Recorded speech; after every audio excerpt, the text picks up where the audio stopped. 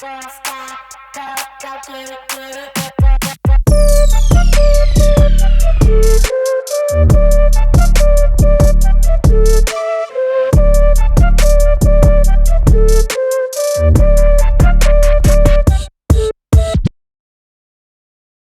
Ladies and gentlemen, my name is James Richardson, and welcome to James's Corner. This is a podcast that I've been wanting to do for quite some time.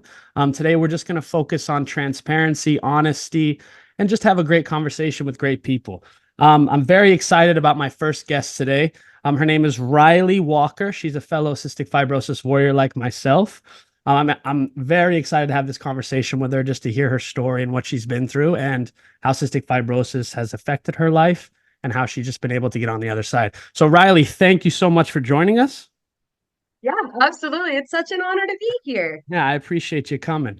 So tell the audience just a little bit about yourself, introduce yourself and kind of where you're at and why you got into all the stuff for the advocacy of CF. Yeah, so my name is Rylee. Obviously, I'm 24 with cystic fibrosis. I was diagnosed when I was 3 months old, so I've gotten the good toll of CF so far. Mm. Currently, I live in North Carolina, Jacksonville, North Carolina, with my husband Gabe. He is in the military and currently off in California. Um, doing some training. So I've just been manning the home front, getting us Nice. all unpacked and setting up and falling into the dreams of what it feels like to be a wife and Mm. a homemaker and something that I never thought I'd like see of myself someday. Like Yeah. it's And kind of a dream come true. absolutely. And a wife, as far as like, are you connecting that to cystic fibrosis a little bit and kind of how that affects us in relationships? And can you speak a little bit about that, how it's affected you in your relationships as a woman?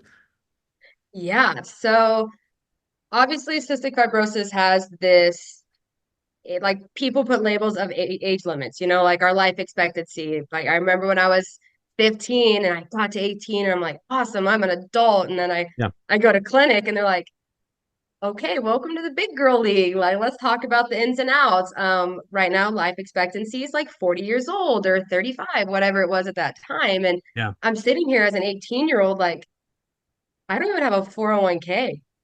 I don't have Yeah. anything. I'm just starting college. I don't know what's going on. So to be where I'm at right now in my life, my health, and to be a wife to an amazing husband is like it's a dream.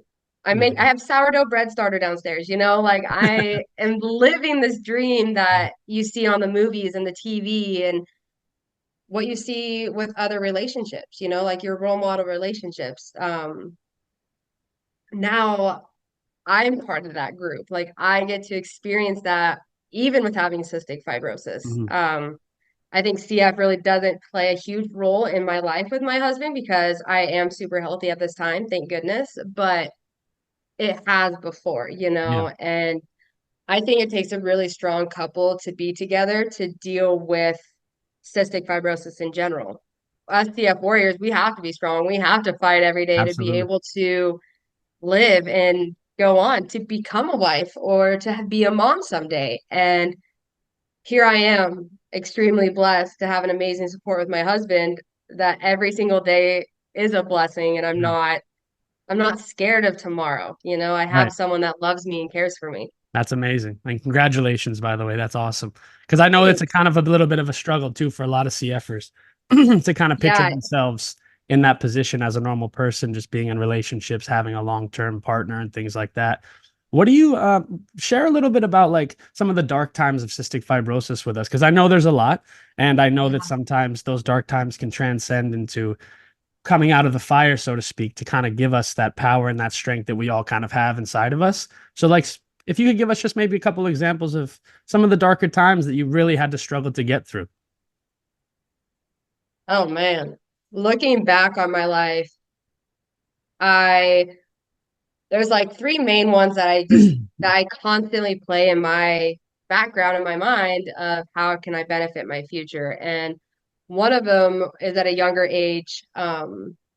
Unfortunately, at a time in my life, my parents were divorced when I was diagnosed. Later on, my parents got divorced. My dad was out of the picture for a little bit. I was living with my mom. So being with a single parent who has to provide for a sick child is not, That's tough. it's obviously it's not picture perfect, but she did the best she could at that time. Um, Kind of going down as I'm getting older, getting more responsible. I would say at like the age 14, 15, like I knew all my medications, I knew what they were doing. I would be the one that goes to the school nurse, brings my new bottle of pills and be like, Mm. okay, here's this for school, or Yeah. like bring the handout to the teacher of I have cystic fibrosis. This is what CF does. And telling my friends, like it really became, I really learned to be responsible because of CF at a young age. And unfortunately, my mom took a dark turn and kind of went down the wrong path. And that was really eye-opening to me that I need to get my life Mm. somewhere straight. My mom, she ended up doing drugs and started selling drugs and kind of just got onto that track. But now here she is, 5, 6 years sober, Amazing. thriving. Her and I have a great connection now. She really turned her life around all because of her daughter. Like Wow. she found God, she Mm. found the faith, and she knew she wanted to be in my life. So she's done a lot of work to be where she is today, and I'm very thankful. But in that moment, my dad was kind of distant. Mm. My mom wasn't around. I'm trying to be involved in school and just trying to have that guidance. So I'd really had to lean on other family members. So not having a mom in that moment of my life, especially as a teenage girl, That's tough. So you yikes. were on your own. You were on your own. And I cystic felt I was fibrosis, yeah, for is an sure. isolating illness already, right? It isolates us. You feel like you're not the same as everybody else. So when you were 15 years old when your mom started doing drugs? Yep. And once I realized what was happening, because I would consider myself a pretty innocent child. Like Yeah. I didn't do drugs, I didn't go to parties, I didn't do those kind of things because I was sheltered a little bit. Yeah. But when I learned and understood what was going on, I was like, oh. And then I talked to my close friend at the time. I was like, this is what's going on. And she kind of opened it up and was like, do you not watch TV? Do Yeah. you not watch the news? Like, do you Right. not understand? So I had to make that phone call for Wow. my dad. As of dad, I'm in a situation. I don't know if this is okay. I don't know what's going on. And next thing you know, my dad came and picked me up. Mm. And I moved to a whole new town, Wow. whole new friend group, whole new everything.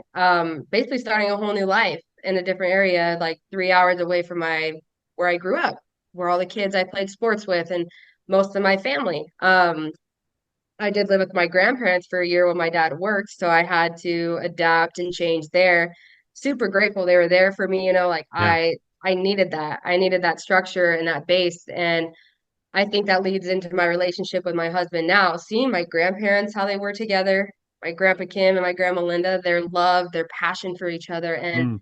their open heart to care for anybody and anyone in any situation, whatever it was.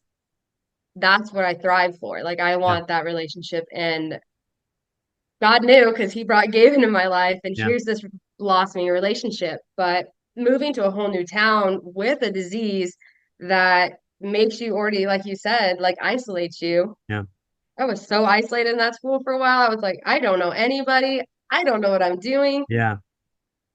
But I still continued into sports. Like sports was a huge outlet through the whole time. Like James, seeing you boxing and stuff. Yeah. I was on the phone with my husband earlier. I'm like, James could kick our ass. Thank you. Like I I was like, appreciate it. I could definitely, I probably should learn some moves, Yeah, you got to. special defense or Yeah, something. yeah, of But course. I was, I don't know. Yeah, thank you. I appreciate that. It's it's crazy to see. And I met in my past relationship, I met someone through high school. We dated um all the way through high school. We got married right after high school, and unfortunately that didn't end well. And we ended up getting divorced. So having a disease, Mm. a full-time job, being a full-time person to someone else, full-time in school and full-time in work, like you have four different lives right there. And the fact that I thrived so much to and craved having that interaction for someone else, like Mm. seeing my grandparents or other Yeah. family members, not seeing my parents together, just craving that connection to have with someone, I kind of leaped into something quickly. I understand as that. a first, if that makes sense. Absolutely. I looking back, it was a terrible decision, right? We always make terrible Of decisions, but course. we learn from those, That's how we and learn. Yeah. and it sucks. Like you think that person's going to be the one for your forever, Mm, but actually, at the end of the day, God was pushing me in a path that I didn't know.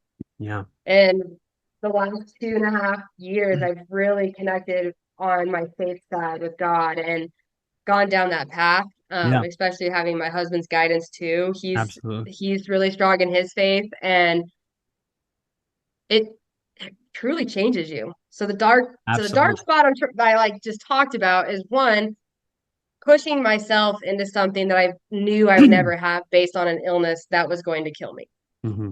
So, and not having a guidance and support from a parent figure that was saying yes, no, or like do this, do that. It was more of like, this is what I think this is supposed to look like. I'm going to do it. Right. So that was the first one. The second one I would say is after that, after I got divorced, I went home and I had no idea what to do. I started getting really sick. Mm, I kind of lost this path of like, okay, that was supposed to be my future. Where do I go next? right. Like what do I do? I finished school. I stuck through it. I finished my degree and everything, but I was lost. Mm, And I could devastating. not stay in my hometown any longer. I was there for maybe a month, you know, because that hometown brings back all your memories. Right. You see people, Mm. you see the people that like bullied you in high school, or you're like, which I think is funny, they're still there, Yeah. That's like how it they're always still works. back in That's high how it always. school. Yeah. Exactly. Um, but I also got connected with the people that really pushed me to be better. They believed in me, they cared for me. And next thing you know, I found myself moving on to a new life in Mm, a new town in Kalispell, Montana. I met my husband now. Like it was the timing of that was so interesting to me because I was coming out of a relationship at the time, was like, no, I don't need anything. I'm going to build on myself. And this man walks into a bar, and I'm with one of my girlfriends. This man walks into this bar with a white shirt, jeans, cowboy boots, and a hat. And I'm uh-oh. like, oh gosh, oh no. Made eye contact. Next day, went to the dog park with our dogs, and they're both labs. And I was like, okay, Meant I to think I be. love you. Yeah. It's meant to be. It's meant to be. So he's been great. But being so isolated in a relationship or not in a relationship with CF is probably the darkest spot I've ever been. I see. Have you, James, I'm actually curious as of Mhm. like what you've been doing for yourself and understanding like the CF isolation is everywhere. It's not just like in relationship or out. Have you experienced anything similar or Oh, what absolutely. what kind of you felt? I'm curious to Yeah, I see. mean, yeah, isolation has been a big part of my life, actually. It's very interesting. Like I know how you mentioned your faith in God. And I feel like, you know, CF is one of those things where it brings you to your knees and the only option you really have is God. For me, this is my Absolutely. experience. So that helped me find my faith.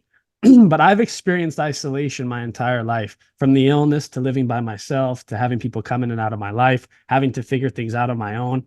But CF gave me that strong backing. Like now that I look back and evaluate my life and try to understand why things happen the way that they happen, and I just understood that like all these things that happened in my past, this pain and suffering, because the first, I would say 20, first 26 years of my life was just pain and suffering. They say the 20s are supposed to be your best, I know. And like yeah, you're exactly. Like it's so you're supposed interesting. to live in that life, the Yeah. party life, or like learn and experience these things. And Yeah. here we are with cystic fibrosis, and we're Yes. like, And yeah, it's, it's, no, if it's, I it's do a, that, yeah, that's a death sentence. exactly. And it's very difficult. Like when you feel isolated from the world, but you still want to be a part of the world, it's a hard thing to battle with, especially as a young kid, because we don't understand emotions. We don't understand how to operate in real life. And when you're a child, you're underdeveloped, you don't know what's going on. So you're trying to figure out Yeah, your own ways, and it's, everybody deals with their own pain and suffering. Life is full of pain and suffering, and we can get into why I think that is. But I always I always look at myself and analyze my life and just being like, why does this happen? And sometimes I'll sit on it for years and years until the answer finally comes. God presents you answers, I think. But Mhm. for me, isolation is very familiar. You see, so like I've become comfortable in isolation, and I've become comfortable not by choice, but forcefully. If I could choose, I would be around people because we're supposed to be around people and maybe people can understand. But I kept my illness a secret for a very, very long time, 20 plus years. So I was Why is that? What I was in, were you yeah, I was in, fearful of what other people thought? absolutely. I was very embarrassed. I didn't know how to communicate it the right way. I wasn't comfortable with showing my emotion and showing my side, that because you have to be vulnerable to be able to express these things, right? You have to be vulnerable to be able to express how you feel. And I grew up in a English culture, so we don't really talk about that stuff. But I wanted to break that mold. That's why I started advocating for CF and started talking about my story. And in the beginning, it was very difficult because it's so different from how I was raised and what I've been through. But it's such a blessing now because the, I'm breaking the chains in my family so they can see what we're doing. You see what I'm saying? So, You know what's so sad is like I want to give you like the biggest hug right now, but if I was there in person, I couldn't. yeah, I Like know, I know. we have to Yeah. have that 6 feet. So I'm just like, here's a little air hug Yeah, from yeah, yeah. Rylee. Thank I you. feel you. Yeah, yeah, thank you. I appreciate that. But I just it's very difficult. Life is very difficult. But life is difficult by itself. We're not then we add this chronic illness. We have dreams and aspirations. We add wanting to Yeah. be successful. We add going to school and all these things. A lot of things have been taken from me, and I'm sure have been taken from you too because of CF. But the rewards that I've gotten from having CF, the wisdom, the empathy, the knowledge, uh, being able to give other people strength and hope, obviously in the community and outside of the community, just to share your story and how things work. But I want to bounce back just a little bit. And you brought up God and your faith a couple times. I just want to tap on that just a little bit, if you don't mind. Um, Yeah, absolutely. I'm very interested in this because for me, my faith in God has been number one throughout the entire time. Well, not the entire time. That's not true. When I was younger, I wasn't sure. But as I've gotten older, it's just become stronger and stronger and stronger. I'm interested in your experience, how you found God, what happened maybe in some dark times in your life with CF and maybe without, where you had to rely on your faith. Could you share that with us a little Yeah. bit? Like looking back, it's my grandma is really strong in her faith, and so I was always around it when I was younger. Like she had like these little VHSs like back in the day, and it had Yeah. like Noah's Ark, Yeah. Yeah. David and Goliath, like the little stories. I used to watch those all the time at her house, and I was young. Like you said, we're undeveloped. We're not understanding what's going on. We are hearing all these outside influences from social media, the news, Right. the pocket school, like all these other things. We don't know what was right or wrong. Right. I didn't know. And I believing in something small, like I believed when I was younger, but not to the full extent as I do now. Right. I would be like, yeah, I pray with my grandma. I go to church once in a while. We say grace at Christmas kind of thing. It wasn't really like something that was really prominent in my life. Right. Um, and going through the shifts through changing schools and in and out of the hospital, like there was times that it wasn't even the forefront of my mind of just like something bigger is coming. Mm. There's something there. Something is coming. I promise. Like he is watching over me. Like something is there because I was so worried and focused on myself that I Yeah. was not giving my full self into God Yeah. and letting what happened is to happen. Like I remember being in Oklahoma and I was admitted to the hospital and I was super sick. I didn't know why. Started getting a fever and I was like, oh, there's a flu going around. Okay, I'll Yeah. just drink more orange juice and vitamin C, Right. double up on my treatments. Right. Right. 104 degrees came around and I was like, okay, that's not right. And so at the time, my sister-in-law took me into the ER. And I'm sitting here. No one in the hospital knew what CF was because I was in a town that wasn't close to my CF center at the time. And so here I am dialing like my respiratory therapist, trying to get a hold of someone. It's on a Saturday, and I'm like, I don't know what's going on. I'm scared. Awful. And my lung function started decreasing.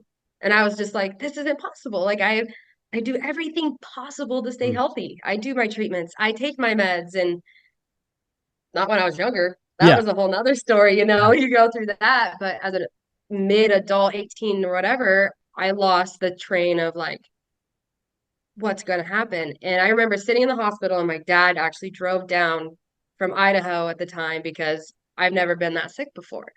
Mm. It was really scary, but I ended up just having pneumonia, a really, really bad case of pneumonia. And I I had no understanding. And then one day I just got better. I Mm. continued to get better. I continued to get better, and I left the hospital. My grandma would call me and say, "I'm praying for you. I'm praying for you." Having someone out there like as an angel that's praying for you at that time of need, I didn't think of much of it, you know, because my grandma did it all the time. Mm. Um, Continuing forward, never really, really hooked into it Yeah. until like 2 years ago. I was at home. My husband, which my boyfriend at the time, was gone. I was living with my roommate Maddie, and it was Easter. And what do you do on Easter? You go to church. Hmm. So Maddie and my friend Kyler at the time in Kalispell, we went to church together at Easter. Great service. And that moment, they had a 6 week challenge. Go to church every Sunday for 6 weeks. See what happens. See what happens, you know, give it your best. And at that time, I was getting ready to move to Florida in 6 weeks. So I was like, oh, Mm. that kind of adds up, you know? Oh, light bulb, something Interesting timing. interesting. Ever since then, I've gone to church, either Wow. online, in person, with my husband, with friends, with family, by myself. I've started building that connection.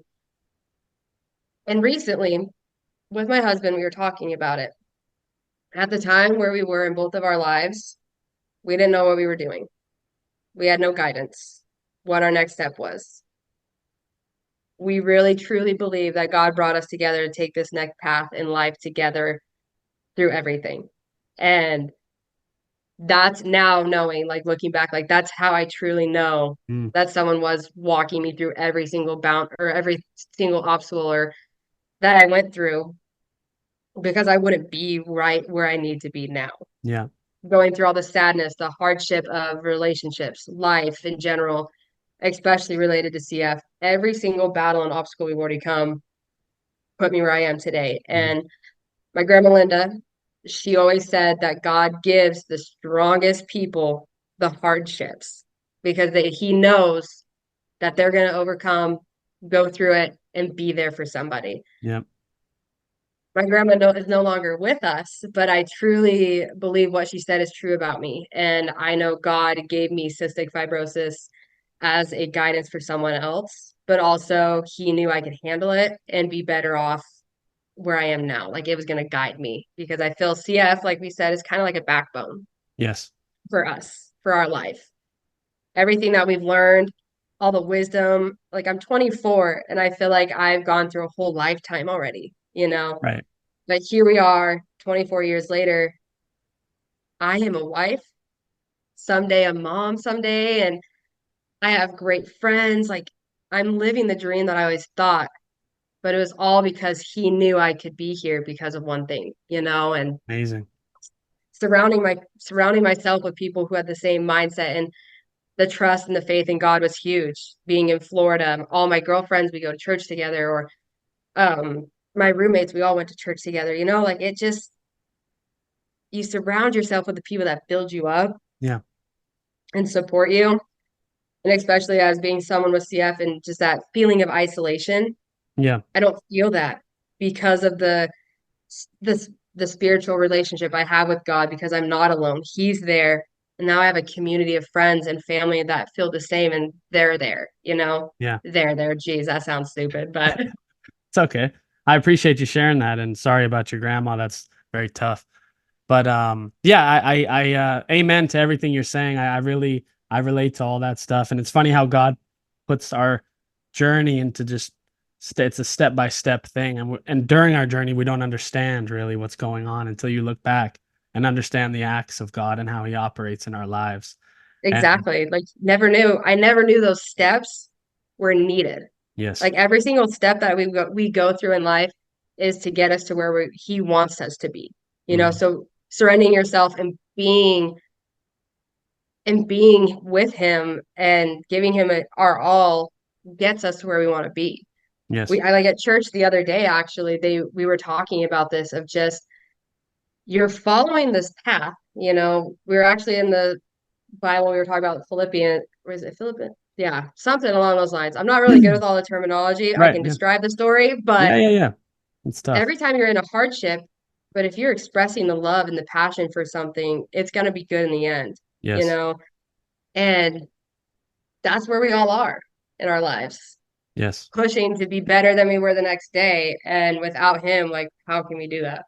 Exactly. And we can't. That's the thing. You know, people try to. Exactly. Yeah. Yeah. People try to, and it's very interesting. What do you think about how the world is going now? And I know obviously you're a Christian and you believe in God and Jesus Christ. What do you think about the times that we're in now and how it kind of reflects? Honestly, it's pretty scary. Where we are right now in our day and age, I think is really scary. And I don't know where to put myself in those. Yeah, I definitely believe God is watching over everything. absolutely. Like there's things that should not have happened that happened, but ended up not happening, you know, and I'm really bad at keeping up with like politics and that kind of Yeah, stuff because I feel like I am in the sense of peace of now where I want to be as of like a spouse. Like yeah, I don't want any scary outside influences to change my direct or like my path yeah, anymore because that's how my life was all my life, you know, but things are on the horizon are going to be good. I feel like something good and beautiful and great is going to happen no matter what. amen. And obviously, there's sometimes in the back of your mind that gives you the little, ooh, what's going to happen? Like if it goes No, this way or this way, like the what ifs. But we yeah, can't really think of the what ifs because it's already planned for us and we just don't know. We just have to have trust and faith in God that He knows what's yes. going to happen. And take it day by day. You know, that's the hardest Yeah. part.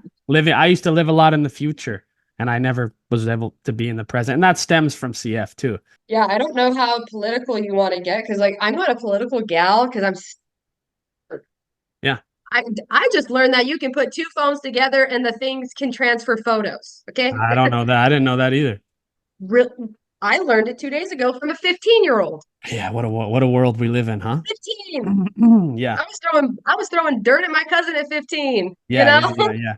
Or I And was in the yeah, hospital. exactly. Yeah, exactly. Like I was I not doing study it anything quite a else. bit. I study it quite a bit. I'm very interested in. If you have, I can maybe answer whatever knowledge. I'm not a master, but there's very Yeah, interesting connections between God and politics right now. It's very interesting yeah. The and one that really sticks out to me, obviously, is Trump almost got shot, didn't get shot because he turned his head. God was watching. Like that's the one thing that really absolutely. sticks out to me. And I think of that in my life. Like there was little turning points of like, oh, do I go this way? Do I go this? Or like, Yeah, what's gonna happen? That little turning point got me to where I needed to be. So exactly. like God is watching like what we are doing and like he's Absolutely. there. So the question I was thinking of is just like you said, we people with cystic fibrosis, we aren't always thinking of the future. Like, what if this? How do I prepare for this? What treatments can I do to be healthier? Like, you know, we have so much going on, and I feel like that's the same for people without a chronic illness. But for you, like you said, you're like comfortable in your position now of like you've learned kind of how to be in the moment. And I was just curious, like, tell me your ways. Like Yeah, I'm a yeah. chronic thinker, No, overthinker. I have absolutely. 4 different planners and Yeah, I'd be happy to share that with you because, from my experience, it was actually quite torturous for me over my life because I was always oh, in, not like, okay, like it tortured me like personally because I think this is what I analyzed about my life. I think that when I had having cystic fibrosis, it was like I'm always thinking about the next treatment, what's happening next. And I used to cough all the time. Every 10 seconds, I coughed and coughed. I had 8, 9 lung infections a year. I was sick all the time. And I was always thinking like, oh, it's going to be better in the future, or maybe it'll be different in the future. So I was never able to be present in the moment because I'm thinking about my next cough. I'm thinking about taking my enzymes. I'm thinking about how people are going to think about me. I'm thinking a million different thoughts. that most of the time aren't true. Like we time travel in our mind, and 80% of the things that we think about never even come to fruition. So this was something that bothered me for a very, very long time, 20 plus years. And it got to the point where I was sick of myself feeling like this. I was just sick of it. I was sick of myself being in the moment, being in the future all the time. Even in conversations with people, I was never able to listen and be in the present moment because I'm like, oh, I'm holding in a cough right now. I got to figure out a way to get out of this conversation quick so I don't have a cough attack. Like these were the thoughts that I used to have to think. And it transcended into after I got Trikafta and, started maybe being a little bit normal, being able to breathe and like figuring out what it was like to be a normal human being, like having those feelings. But I was still stuck in the mentality of being very sick. So, but it was bothering me because people were like, it's not that serious. Like just, like friends and family and relationships. I would always be like thinking about, oh, I got to get to this and I got to get to that.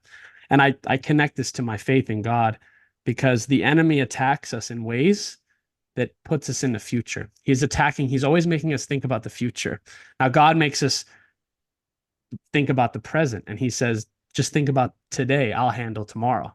Right? This is what we're supposed to do. Beautiful. Yeah. So I evaluated that and I was like, oh, and then the more I got closer to God and the more I got in my faith, I started to really implement these things in my life. So it's a day-to-day process. Like it's a battle. Like if you have this problem, which everybody I talk to has this problem, and everything around us is meant to create this problem. We're comparing 24/7. We open our phone, we're comparing Instagram. We look on the TV, we're comparing TV. We're comparing us to our friends, our family, what they have, what we don't, what they have, what we don't. It's a cycle. And then it becomes a habit, and then it just becomes your life. But then you trap yourself. You trap yourself into this mentality, and it's self-torture because you can't get out of it, and nobody knows how to get out of it. But the only way to get out of it is to really understand how God operates and how God works. Because if we're always in the future, we can never be in the present. And the enemy that's perfect for him. Because we can never be present in a conversation. We can never be present in relationships. We can never be present at work. And it's easy for us to wander off and think of what if. And what if is not necessarily what is, right? And most of the time it's never. Yeah. You're not valuing what you already have, This is what I'm saying. Yeah. So for me, I really had to dig deep and understand where the problem stems from. You see, I think that's a lot of the problems. We don't understand, maybe are maybe too afraid to go too deep. A lot of the problems that we have as adults stem from our childhood. We were sick children. And a lot, even if you don't understand, a lot of the problems that we have now, mentally, emotionally, how we operate, it comes from being a sick child. Like you're having to have feelings and thoughts and of dying and not living as a young kid. How do you go into adulthood and try to understand? Yeah. You see what I'm saying?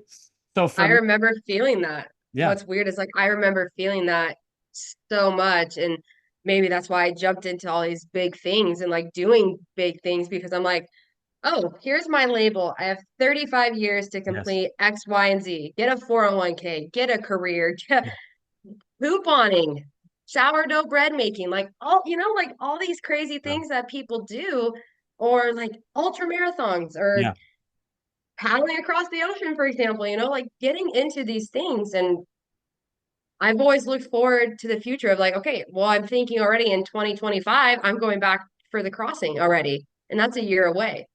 yeah, That is the one thing I'm putting on my future plate. But there's so many others. Like, exactly. okay, 8 o'clock, you're gonna go do my treatments or something. But like right now, just having this conversation with you, I feel nothing. Like this is great. Like I Amazing. Yeah, love because this. we're in the present moment, and it's nice to be that because once you're in the present moment, you're able to feel peace. And that's really what God wants for us. He wants us to feel peace. The closer you get to him, the more peace you feel. That's not a coincidence. So as we get closer in our faith and stronger in our faith, uh, we feel that peace. But it's a daily thing. And like you're saying with the treatments, everything is scheduled with CF. We're very routine and we have to, oh, this time we got to do this, and this time we got to do that, and then tomorrow we got to do this, and tomorrow we got to do that. So we're just living in the future all the time. And Yeah. it's painful because everybody is doing that. Like when people ask me, and it's a reflection of not letting go of control is really what it is.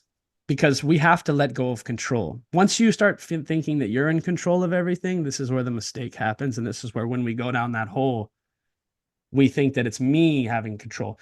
I need to get the job.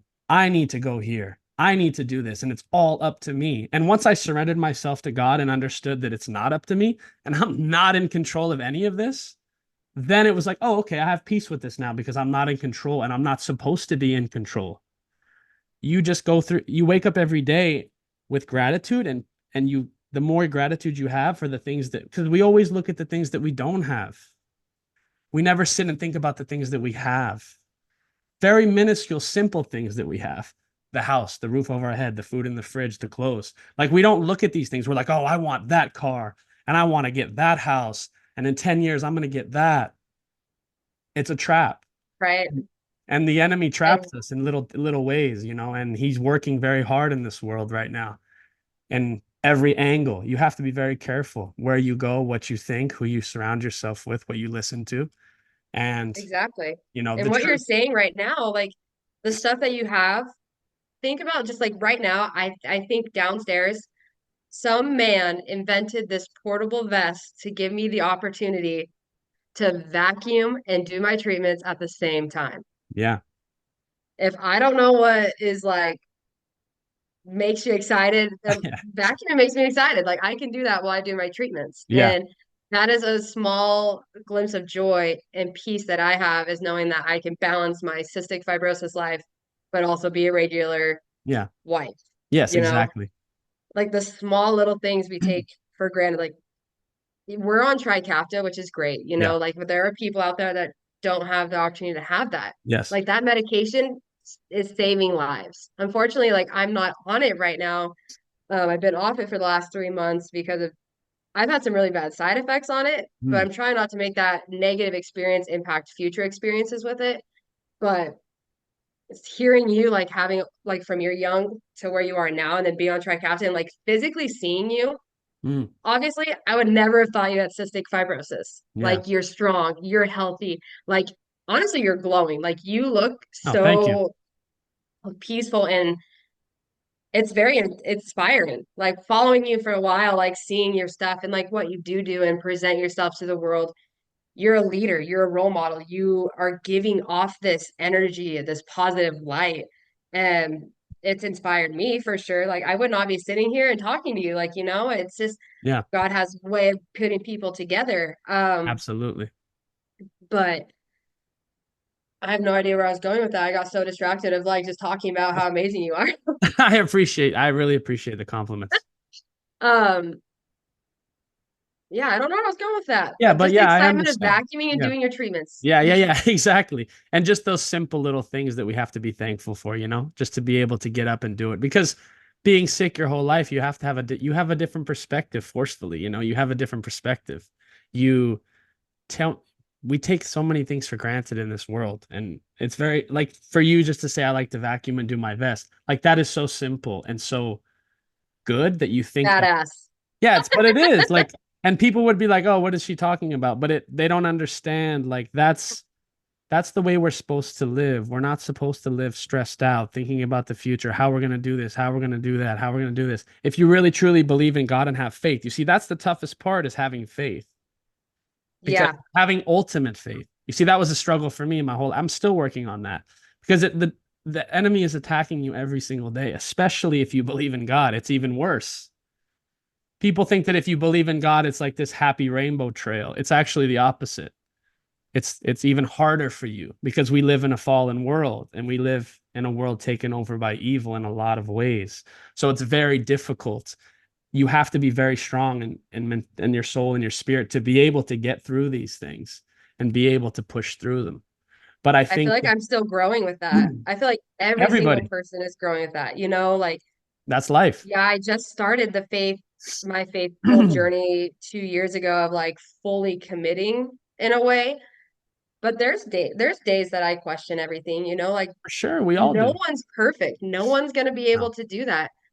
But at the end of the day, knowing that you're following someone, you believe this, you know, being true to yourself, being true to what you believe, and having people that are your support system. Yes. I'm very thankful that my spouse is very strong in his faith and we That's do this so together. important. So important. Never in a million years did I would never pray out loud.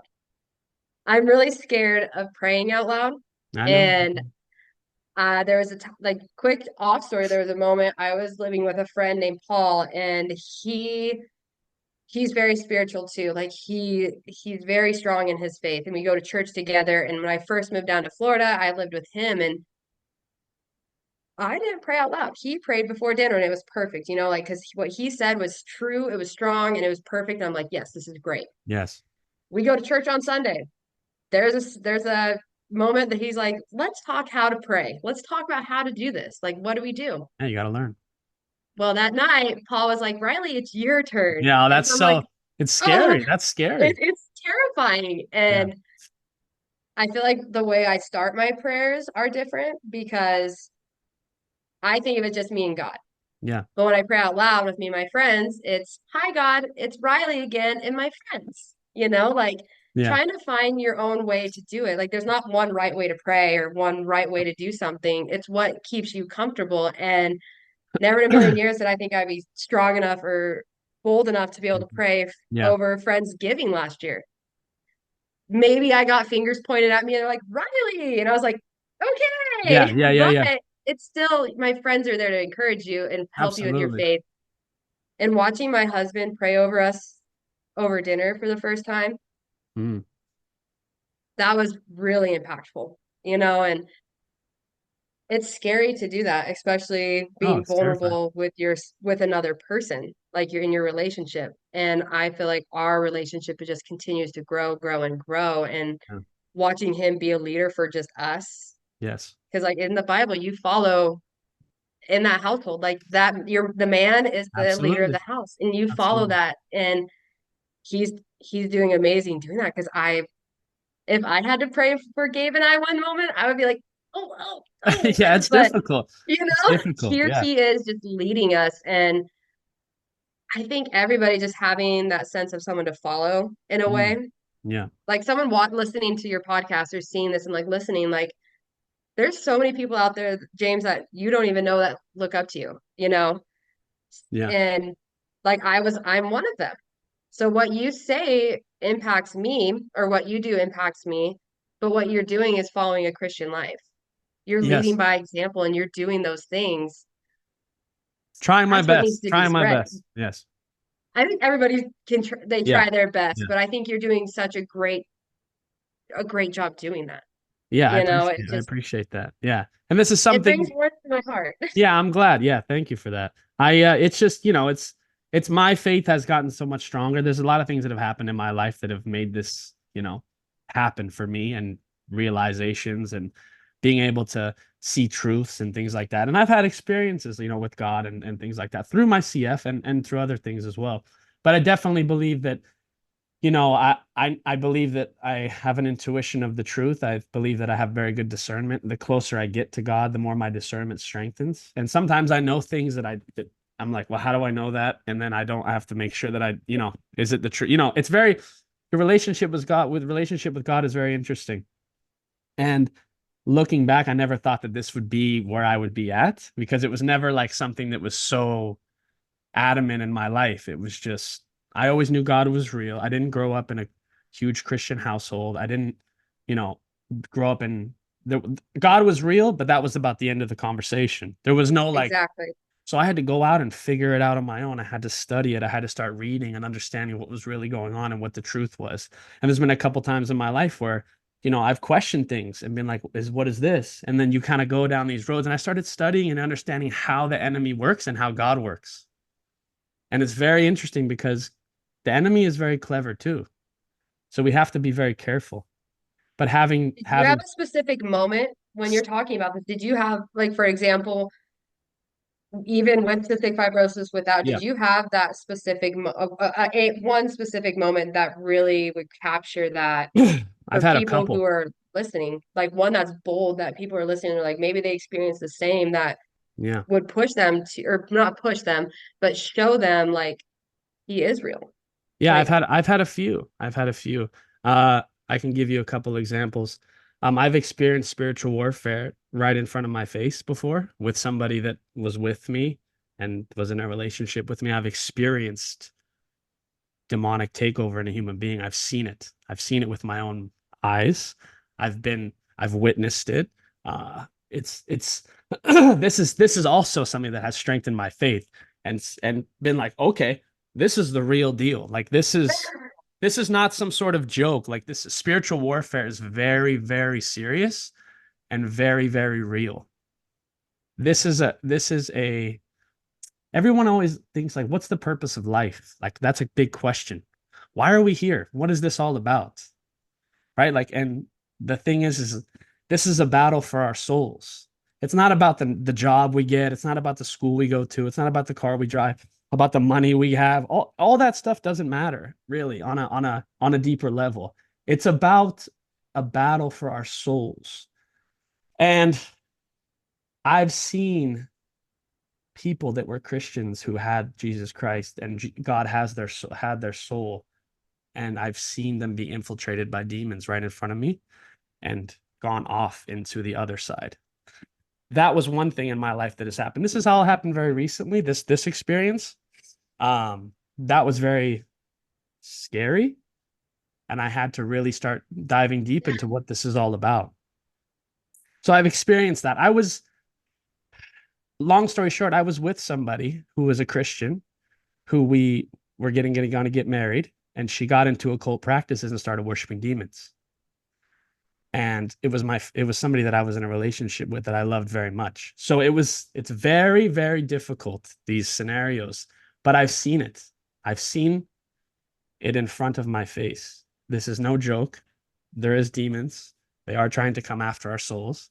And if you don't have a relationship with God, and if you don't have a relationship with Jesus Christ, you should probably start doing that, because it's getting pretty wild out here. yeah, And people don't understand the severity of this. People don't understand where this is going to go if you don't, you know. But that's just one experience, and we can get into that. That's a long story, but that's yeah, that one's like a big, that's a big one. and a lot of people don't believe it. A lot of people think it's crazy. A lot of people think it's stupid. I got your dog. That's a cute dog. It's okay. Really, And he was you doing know, I so just good. yeah, right. And it's just I've experienced that, and I've also experienced like in the darkest parts of cystic fibrosis. I believe that in order to have a relationship with God, a lot of people's experiences, if you don't follow God, and maybe there was a part of my life where I wasn't, maybe I was sinning a lot. No, not maybe, I was. And I was sinning a lot. I wasn't doing the right things. And if, you know, we're all children of God, but people get waken up in different ways, you see. People get waken up in more brutal ways because they can maybe handle it. And maybe that's the way that they were going to be able to understand it. So for me specifically in my CF, you know, he allowed me to suffer for very long time, 26 years. It's suffocation and just dark, dark times for me. And during these times, I looked back and was like, what was this all about? Like, why was I in a position where I was feeling these things and I'm trying to battle it? But in the darkest times, the only option we have is to go to God. A lot of the times when you're on your knees and you're suffocated in your sleep and you're doing all these treatments and you can't breathe and you're blah, blah, blah, blah, blah, all the list of symptoms that we have as CFers and the dark times we have to go through. These things, I believe that God will kick your feet from underneath you and put you on your knees if you don't do what you're supposed to do. That's how he creates Yeah, the connection. That's how he creates you to believe and have faith in him. Because I was walking around the world thinking I was in control. You see, I was walking around the world thinking I could just do whatever I wanted and there was no repercussions. But that's not the way it works. There is repercussions. And if you don't listen and don't do what you're supposed to do on a lot of levels, obviously we're all sinners. We all do bad things. We live in a fallen world. But if you aren't supposed to be that way, and he'll take you and he'll drop you to your knees. until, Absolutely. and then you have no other option but to go, okay, I get it now. Then you start to operate through God. But it's very difficult, the pattern, because you have to give up. A part of you has to die. You have to give up those things. And I So feel like mentioning like that can happen at any point in your life. It doesn't matter how old you are, it doesn't matter where you are in your life. Um, those moments can happen at any time. 100%. You never know. It Like can go from one day to the other. I always there's say that people your who I life, know are Christians yep, that have been doing this for being Christians for what? How old is that person? 55, yeah, I think. And last year they gave themselves to Christ, you know? yeah, Like it changes your life and you don't really know when or where it's going to happen, yeah, but you're on a path that God has for you. You just yeah. don't know where in that path you are, you And I have know? no idea. And I don't even want to know. Like, it's Yeah, just, I don't even want to know. I just get up every day and I'm thankful and I just keep moving. And, you do, they say that in order for somebody to believe in God, they have to see it in you first. So you have to think about that. absolutely. So people can go around, like, there's a lot of corruption in Christianity and religion as well. And I've experienced the corruption of it. People can stand in front of you and quite quote the whole Bible, but they go home and they're sexually abusing their children, or Exactly. they're beating up their wives.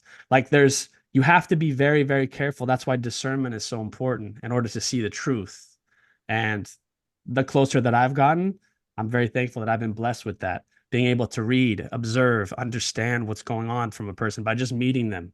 Because you know, you can see in their eyes. The eyes are the window to the soul. There's a reason why when we speak to each other, we look at each other in the eyes and we don't look at each other's chin.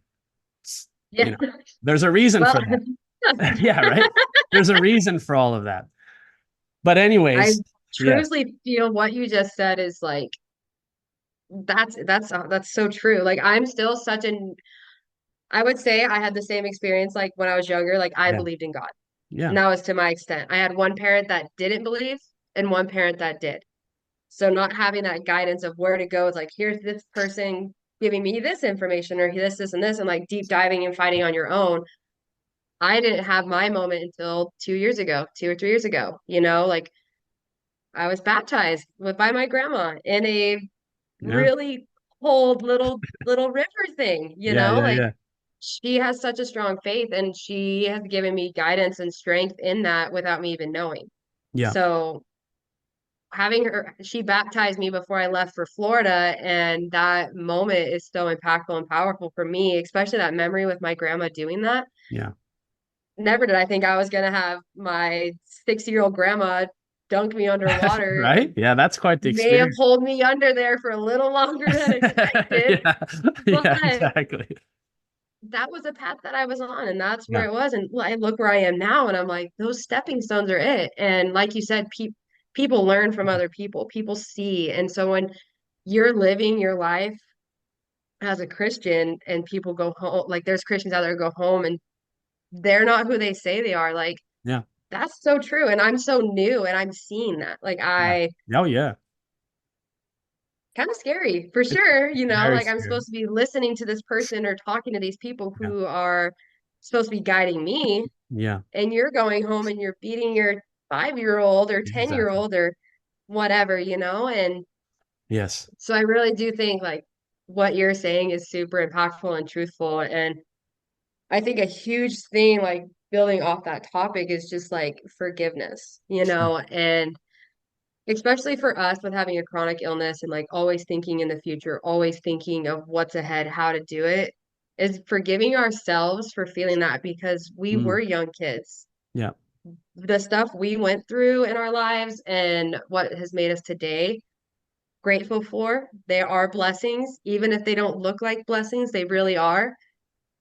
But being able to forgive yourself for what you've done or what you've gone through, what other people have done to you to get where Yes. you are, like that's the growth I think is super important, especially as a Christian, but mostly as like an individual, just like yourself. Especially with CF. Like I look back, like, yeah, I was 15 years old. I didn't want to take my pills. Like Yeah, yeah, yeah. I hit Yeah. him in the couch, and my Yeah. grandpa would be like, "What is this?" Yep. Yep. But looking back at that, like I forgive myself in that moment because I didn't know I would be here. Yeah. I did not know that I would be a wife. I would not be in such a great spot, and so forgiving yourself for what has happened in your past, people who have hurt you, what you've done, your own sins, and like Yeah.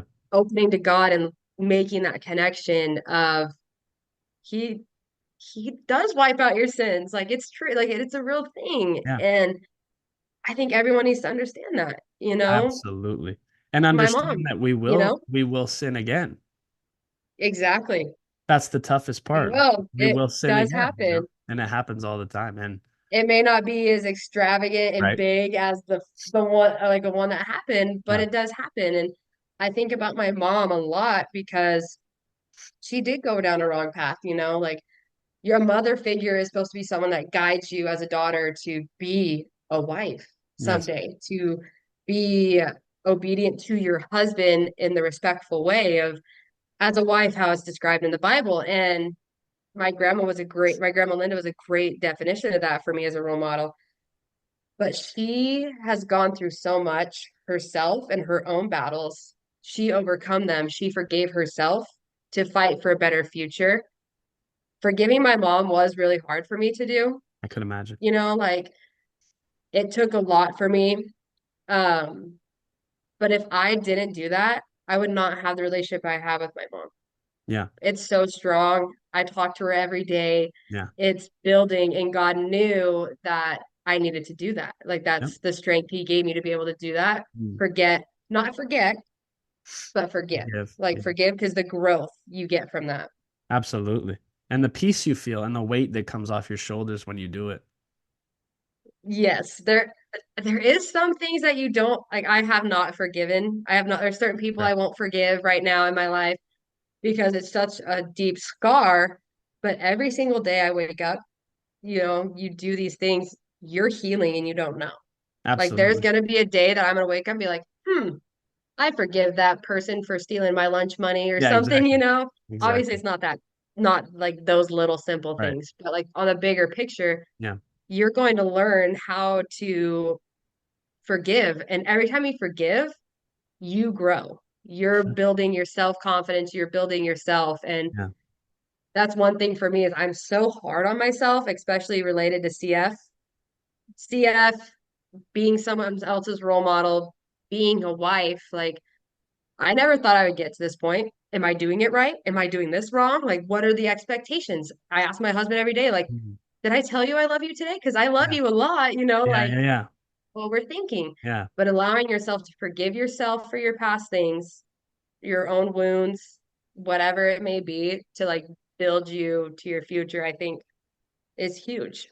Huge, a huge. It's one of the most important things, and it's so hard to forgive too. And a lot of people can never forgive. They hold on to things for their entire lives and never forgive, and they hold on to these grudges. And it just, I've seen people do that, and you can see the anger and torment in them. It's just festering. It's festering and festering Exactly. inside of them. And yeah, it's so important. But that's something that I'm working on too, is being able to forgive people and just, kind of just let it all go and just let it go and just it's not that big of a deal and don't take it too seriously. And I think that people take life Exactly. too seriously sometimes. And it's really not all that serious on a lot of levels. We have to just have peace. And the most important thing is peace. I think that once you've experienced peace in your life, you that's an addictive feeling. You don't want to lose that because I've experienced peace and I've also not been in peace for a very long time. And I remember when I wasn't in peace, and it's something that I struggle with still. It's a day. These are daily things. Like this is like waking Right? up and brushing. This is like waking. It's not like you just do it once and you're like, oh, I'm okay now. You know? I feel amazing. Yeah, yeah. This is just Like they say, like I'm glowing. yeah, I am just exactly. radiating these Yeah. things. It's like every day, like brushing your teeth. You're like, Yeah, yeah, yeah. okay, this is Daily it. practice. Every single day, we have to really work on ourselves and just bring ourselves back. And little things can throw us off course and make us start thinking. Like, I always sometimes, like, I'll get in I always, like, I have an old version of myself that I used to be, and I've worked on it and tried to heal myself in a lot of ways. But the old version of me will still try to creep. Yes. just on ways I handle situations, or how I have a short fuse and get angry sometimes. When I used to be a young kid, I was angry, but I was angry because I have cystic fibrosis, and why do I have this, and why can't I be normal? And I was just angry about it. And I have, like, sometimes those thoughts and those feelings, they'll creep back in, but I have practices now that I've tried to just implement into my life where I can bring myself back to center. I'm always finding that I have to bring myself back every second of every day. I'm bringing myself back. And what do you do to do that? Like for someone that's listening, like Yeah. do you have a technique? Is it like breath work? Is it there's all these things out there, that people are talking about and Yeah. studying to like Yeah. find Yeah. that peace? What is one thing that you've done or have experienced to be able to bring that for someone that's listening? I mean, I just think that I mean, God is one thing. I don't want to sound like I'm preaching all the time. I don't. I think that it's all obviously God is one thing. I speak to God all the time. I pray. I have music that I listen to. The gym helps me a lot. I go to the gym. That's my sanctuary where I can go and kind of just get out of myself for an hour or two. And I have these practices where you have to talk to yourself too. You have to have nice self-talk. I used to be very hard on myself, talk to myself not nice. Like, I always thought, like, dang, if somebody were to talk to me like this, maybe we would have a fist fight. And I'm talking to myself like this. But why am I talking to myself like this? This is not nice. So I need to learn how to talk to myself nicer. I need to learn how to be able to have that motivational self-talk, to be able to put yourself back in the position where you have to understand who you are. And I think Absolutely. that's very important. Having positive self-talk, being able to have like good music and good things to be able to rely on. Like, people don't have outlets. You see, I think that's a huge problem. You have to build a foundation of outlets around you. And it's all up to you in the end of the day. You can rely on people for certain things, but once you realize that this is up to you, and it's your journey, it's what you have to do. Because at the end of the day, it really is up to you. We'll have people come into our lives that we love, we want to be around. We have all these different things. But at the end of the day, when you go to sleep at night, it's just you. And you decide how you're going to operate. You decide how you're going to handle stuff. So if you have good practices by working on, it's like doing reps in the gym. You have to do the reps every single day. You have to do the reps every single day. And I've noticed too that when I get thrown off my reps, because it happens every day, it happens every week. When I get thrown off my reps, it's like, okay, so now I have to go back and start from the bottom and start implementing it again. And then you're back on track, and then you got to do it again. And then you fall off, and then you got to do it again. Like, this is the process Yeah, of life. This is the process of life. And we search so many times we search for perfection. How can I be the best person? How can I do this, this, and this? And I got to be perfect here, here, and here. It's not sustainable, and it's not real. It's not reality. We're human beings. We're flawed. We have to wake up every day and try to be good. We have to try to it's be a nice person. We have to try to not react to this person saying this to us. And maybe they said something we didn't like, and we have to not react to these things. But these are all practices that you have to implement into your life through you. But the only way to implement them is through experience and struggle. absolutely. The only reason That's I know this is because I've had all these issues in my life, and I've been like, okay, I can either go this way or this way. I can be a bitter person and be angry and just be like, oh, the world hates me and this sucks and everything's bad, right? Because I've been there before too. And then that gets you nowhere too. That you might as well dig your own grave at that point, you know? absolutely. Yeah. It's scary to even think about that, like when you go further and further of just like your own self of like all your emotions and your feelings and like the only thing you can do in situation is control yourself and like how you react. You Yeah. can't control the situation, like what's coming, what's gonna happen at all. Yeah. Yeah. I have an issue with that. I will flat out put it out there. I think I definitely have control issues. Things have to be cleaned a certain way, or Yeah. like the house has to be spotless before I can like sit down and relax. Like I just like I think who that's knows? also Probably too have part of ADHD. no, I think it's also part of being a woman. I think. Oh, that's a good point. Biologically, I Valid. think that that's part of being a woman. I think it's maybe instilled into your DNA, because most women, same thing. I would actually agree with that.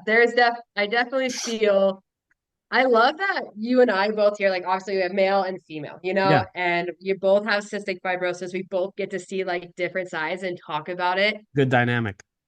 Very good dynamic, but it's like in sync, like there's a lot of things that we are connecting on right now that are Yes. right here, Yeah. like we're both feeling the same way. And talking, just like you talking about um being able to talk to yourself and be nice to yourself. I feel like women in general, even today in age and men too, like it's in both, Absolutely. is like we are so hard on ourselves. Like how we look. Sure. And I'm size 8 jean. Yeah. Yes. Oh, this girl over here, she's a 4. I need to be a 4. Or like Yeah.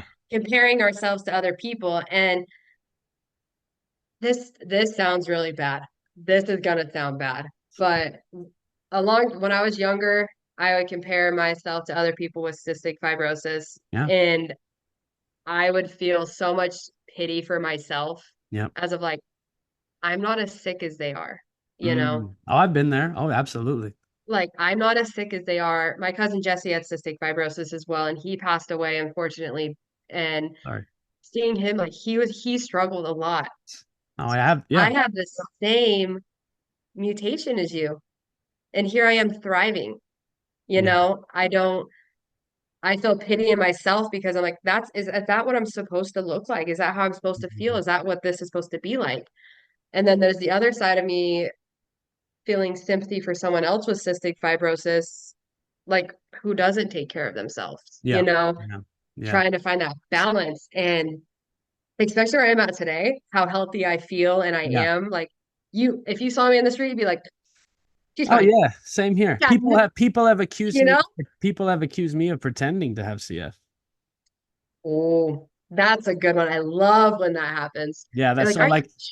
Yeah. Yeah. They're like, you don't have that. Well, you're just using it to get attention. I've had it all. I've had the whole thing. It's and it. Yes. When people throw things at you and they don't really stick though, like that doesn't stick with me because I know that I do have cystic fibrosis and I know what I've been through. And it's what you're, Without that DNA right there, it's like, see this mutation? This yeah, is yeah, my mutation. exactly. And we have that, what you're explaining is survivor's guilt.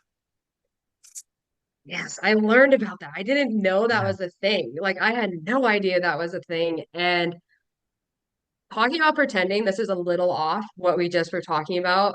And it's just like about building and forgiving. Yeah. I was in a relationship with somebody who see, I forgive, I love. Um, they use my illness. There's a time Hmm. where this individual used my illness, cystic fibrosis, that I struggled and battled with every single day to get attention from someone else. They pretended, they used what I had. They came to clinic with me. And this person I was in a relationship. I was, that was my partner, person thing, Yeah. They use that to get involved with other women as a pity. So they pretended to have cystic fibrosis to get with other women. Yes. That's very dark. So, and I That's didn't know. that's that's a wild one. I was off doing PFTs, and shout out at that moment, I got 100% on PFTs, and I Nice. got a gold sticker. I There was you go. excited.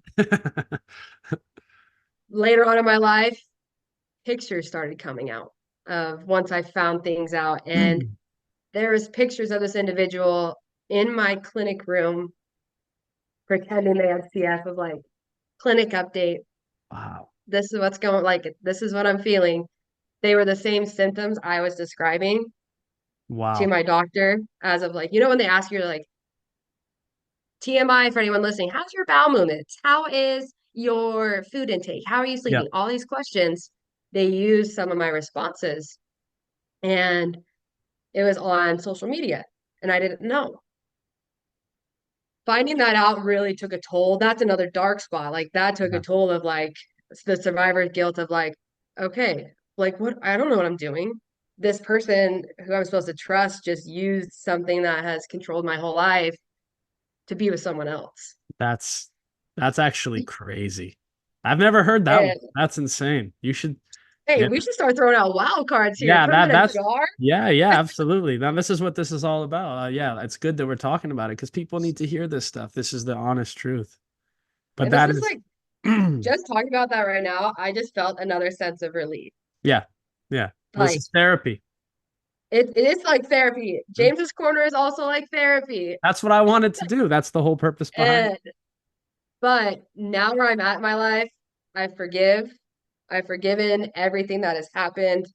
I pray that individual has a very successful, healthy, Yeah, loving life. Like I wish nothing but the best for that individual at times, yeah, well, sure.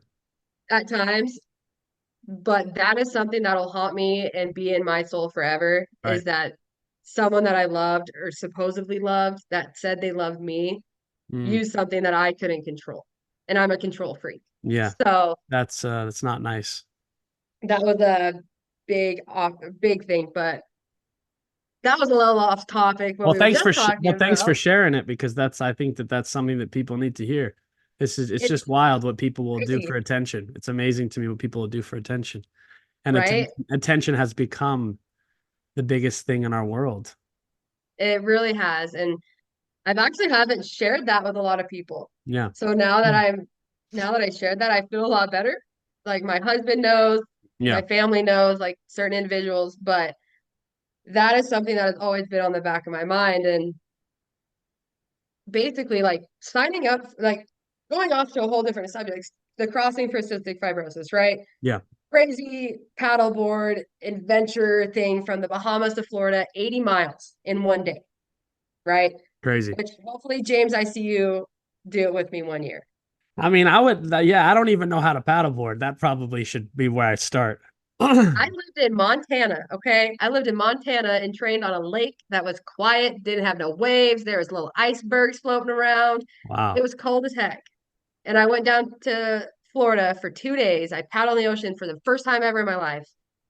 Came back to Montana, moved down to Florida week before the event, and went out and did it. Like there is so much to it. There's a whole different conversation that you and I can have later on in our Yeah, yeah, lives. yeah. But 2026 or 2025, I think you would have fun. Yeah, I'm open for it. I'm open for it.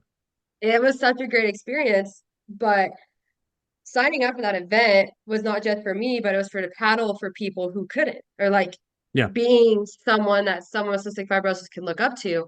And there hasn't been a single woman with cystic fibrosis to complete the full 80 yet going iron. And iron is when you go from beach to beach without getting on your support boat. You're on your board the whole time, all through the night, all through the day. So let's just And clarify for the audience really quick, Riley, because I don't know if people know what this is all about. true. Because this is actually this is quite incredible, because we think about people with cystic fibrosis, we're not able to breathe. Working out is very tough for us. And just to be clear for the audience that don't know what you're talking about, you signed up to paddle 80 miles straight, correct? Across the ocean on a Right paddleboard? through, yep, from Bimini in the Bahamas to Lake Worth, Florida. So it's like a little, And you did it for people that weren't able to do it, right? Correct? And for the CF community? yes, it's for the cystic fibrosis community and for myself. It sounds selfish, but I really wanted to prove to myself that even though having an illness and going through the stuff I went through wasn't going to stop me from achieving a goal. And my big goal was set out to be the first woman with cystic fibrosis to do the full 80 last year. And did you I complete that? trained. Everybody like take a moment and be sad. Unfortunately, the weather had other plans. So I Bummer. didn't get to paddle. After training for a whole year and whatnot. Oh But man. I completed the event in 2023 on a 4-person relay. So I got to be experience and be part of the event, learn more about it. And next thing you know, I found myself signing up to go solo because of amazing people in my life that reminded me like you are powerful, you are capable, God's in your hands, like Yeah. you can do this, you are strong. And I was like, well, rats, okay. And I Yeah, signed yeah, my yeah. life away, you know? So you're gonna Um, do it. Yes, I'm coming back in 2025 to Awesome. reclaim my title that I set out to complete with my amazing team. And I just wanted to touch on one really important thing that I learned from Absolutely. that I think really in just really just puts it in perspective. You know, when you train really hard, like you do something and it can be super small, you're growing a plant, you're want to run a half marathon, you want like something, you're putting so much work, time, and energy into this. I did that for a whole year. I moved down specifically to Florida to train to become that, to earn that. And I remember the time I remember just crying on the board one day, being like, I hate paddle boarding. Hate that. I don't want to be on the water anymore. Right. But I had one of those moments of like coming back to inner peace of like why I'm doing it. And it was for those people who couldn't. Hmm. There's kids in hospital beds with Yeah. with cystic fibrosis who can't even walk down the hall. Yep. There's people in the hospital that won't be able to go home for Christmas with their family. Yeah. And there's people who don't even leave the hospital. And I think about Jesse a lot, towards his end. Like he was in the hospital, and it really just, that could have been me. Yeah. So I really just want to prove to our community, our CF community, and people who are learning about CF in the crossing that we are unstoppable. We are warriors. Like we can do those epic things that you can too. And one thing I learned this year with the weather not cooperating, like I Yeah. sat there and just bawled and Oh, cried I could because imagine. James, if you saw me in person at that moment, you'd be like, "Oh my God, what is that?" Like my you could see that I've been crying for like hours, but I only cried for 15 minutes. And with my team, like we had our meeting about it and stuff, and it's not in your hands. Yeah, You can't exactly. control anything. There's other plans. God has other plans for you. The weather didn't happen. I didn't get to the event. Tough luck. Yeah. But here I am. I get an extra year to train, to be better, to be bolder, stronger, do these things, Now you're talking. right? And it comes back to cystic fibrosis Yeah. as a whole is so unpredictable, just like weather. So this event that just happened, the life of CF, it shows, like this Yes. shows. There's people that have come from all over the US. We had people come from last year. We had a team from the UK and he had cystic fibrosis. Mark, so cool. I met Mark in person. That was the best time of my life. And they came from another country to be part of this, to grow Yeah. and show support for cystic fibrosis. And the you can't control anything. Everything's so unpredictable. And Yeah. this year's crossing really showed that. Like all the work and time and travel you put into it, gone. But you're not there for that reason. You're there for the cause. Yeah. And Travis Suits, the founder of the Piper's Angels Foundation, which this is who puts on the Crossing for Cystic Fibrosis event, you come for the challenge, but you stay for the cause. Yes. People come back every year after year, yeah, for a super cool, epic journey. You get to be in the Bahamas with your friends Yeah. and an endurance challenge to paddle back. But every person that came and every one person that donated and been part of it, you changed a life and you have Mm. no idea. Yeah. And I am so thankful because I was one of those people. You know, I received a scholarship to go do this. I made, because of that scholarship and being involved, I've made friends and family that will be in my corner forever. Right. And the crossing itself is just so packed full of emotion and adrenaline, and being in Bimini, listening to the speakers and being part of just such an amazing event is amazing. Yes. And I usually cry, and I'm really holding back the tears right now because I am just extremely grateful for everything that the Right. foundation has done for me. But on a deeper spiritual and emotional level, it changed my life. Yes. Yeah. After the crossing, I'm living in Florida. Oh my gosh, Florida. Next thing you know, I married my husband, and here I am. Funny how that works, huh? Right? Yeah. God has such a good timing, and now we're on that path, like looking forward to a good event. God is guiding me for 2025 to get there, to be the strongest and the healthiest I can be to achieve this goal. Who knows? Maybe we'll be in top 3 this year, like you Never know. never know what can happen. Yeah. And I think it's important just to grasp that like life itself is so unpredictable. Cystic fibrosis is unpredictable, but your faith in God is not unpredictable. Right. He's always there. He's there. He cares for you. He loves you and is guiding you for all these other little avenue paths, you know? Amen. And if anyone wants to do the crossing, please reach out. I will gladly help Yeah, you. tell people And how to reach out to you, because we're closing now. We're running out a little bit of a time. I don't want to take too much of your time, but tell people if, tell people how they can yeah, find you. so you can find me specifically on like Instagram at Rylee, the little under, like, what is it? Underscore. The underscore. See, we're not in the day and age anymore. Rylee underscore Marie 15.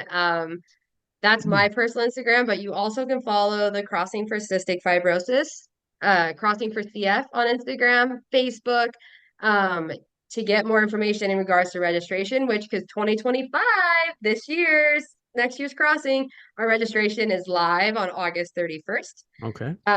You can register there, and there's a bunch of different options. You can go solo and competitive, solo and recreational. You can be on a relay team. You can paddleboard, kayak, canoe. Last year we had people do water bikes, literally pedaling on water. So like there is so many options to do, or you can be like Casey McCullough and be crazy and prone 80 miles. I saw that. She's incredible.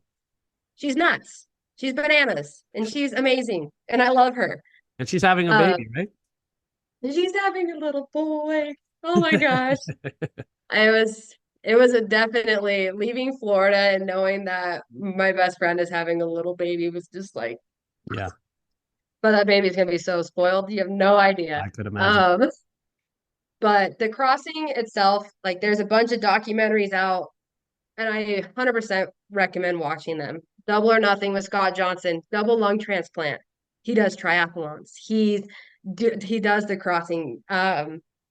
Super inspiring. There's so many out there. So just if you're interested, reach out to anybody, actually. Go to the followers. You see everybody following it, click one, message them. You can message me, Casey, Travis, Tatiana, anyone that's involved with the crossing, and we will help you find your way with the Awesome. crossing. And if you have that spot where you're like, I don't know, do I do it? Do I not? Do it. It is Yeah. huge. It's life-changing, and you are helping so many people with cystic fibrosis in more ways than one that you don't even know. Awesome. Well, thank you for that. Rylee, is there anything you want to say or finish off with before we go?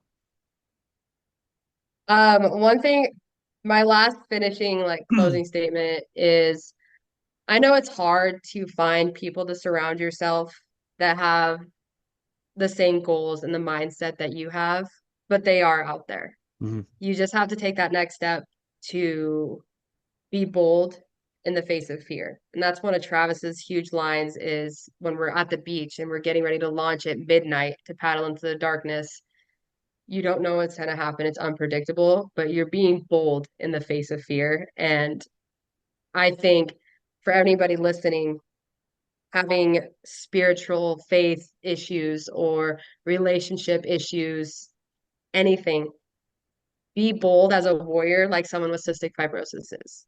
Be Absolutely. bold in the face of fear. Take that next step to reach out because I wouldn't be here without my village, with the people that hold my hand, remind me who I am, and ground me. And you can't go life without that. Yes. Like that is being together with people, your friends and family is important. Awesome. Well, thank you for that. I appreciate it. And thank you for coming on. I think this was a really great conversation. I'm excited to see when it comes Yes. out how we're going to get, what reactions we're going to get. I'm excited for I that. know. I'm Yeah. excited to see you do the crossing. Yeah. Yeah. Maybe I'll I be have there a this year. challenge coin over there and I'll send it to you. Yeah. You are Yes. now challenged. Yeah. Send it to me. Maybe I'll pop in and see how it goes. But okay. Awesome. Well, I appreciate you coming on and Yeah. Thanks for everybody. having me. Yeah, absolutely. It was great. Make sure everybody likes and subscribes and follows the channel, and we'll see you all next week. Thank you.